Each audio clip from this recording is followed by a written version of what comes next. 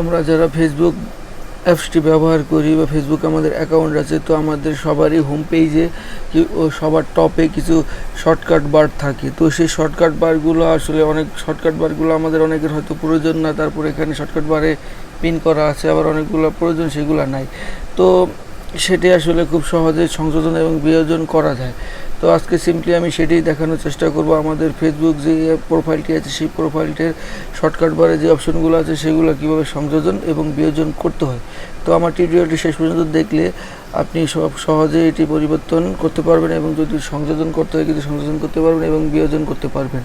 তো চলুন দেখি সেটি কীভাবে করতে হয়। সেটি করার জন্য আমাদের প্রথমে যেতে হবে আমাদের যে ফেসবুক প্রোফাইলটি, সেই ফেসবুক প্রোফাইলটিতে যেতে হবে।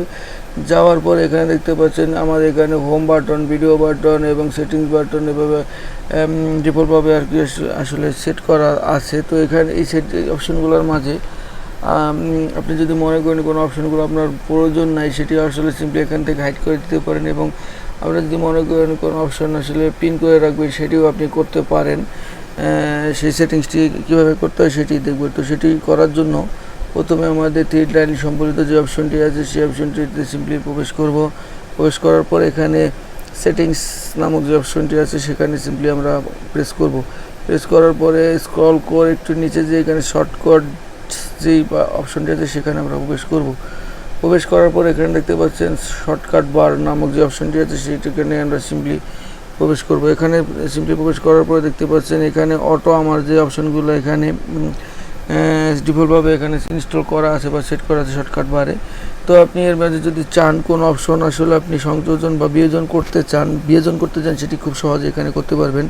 আপনারা দেখতে পাচ্ছেন প্রত্যেকটা অটোর পাশে এখানে একটি অ্যারো চিহ্ন দেওয়া আছে। তো অ্যারো চিহ্নগুলোতে আপনি যেটি আসলে হাইড করতে চান সেটি অ্যারো চিহ্নতে প্রেস করে আসলে খুব সহজে আপনি হাইড করে রাখতে পারবেন। আবার যদি মনে করেন আপনি এটি আসলে পুনরায় আবার ইনস্টল করবেন, এখানে চলে হাইডে প্রেস করে এখানে অটোতে প্রেস করলেই কিন্তু আলটিমেটলি আমরা এখানে আগের জায়গায় আসলে পুনরায় রিইনস্টল হয়ে যাবে। তো আশা করি আপনারা বুঝতে পেরেছেন কীভাবে শর্টকাট বারগুলোকে আসলে সংযোজন এবং বিয়োজন করতে হয়। এটা আপনারা চাইলে এভাবে খুব সহজেই আপনাদের ইচ্ছা মতন আপনার প্রোফাইলের শর্টকাট বারটি সাজাতে পারেন। তো টিউটোরিয়ালটি আশা করি ভালো লেগেছে। টিউটোরিয়ালটি ভালো লাগলে অবশ্যই টিউটোরিয়ালটি লাইক দিবেন এবং আমার টিউটোরিয়ালটি কেমন লাগলো সেটি অবশ্যই কমেন্ট করে জানাবেন এবং আপনি আমার চ্যানেলে নতুন হয়ে থাকলে অবশ্যই আমার চ্যানেলটি সাবস্ক্রাইব করবেন। ধন্যবাদ সবাইকে।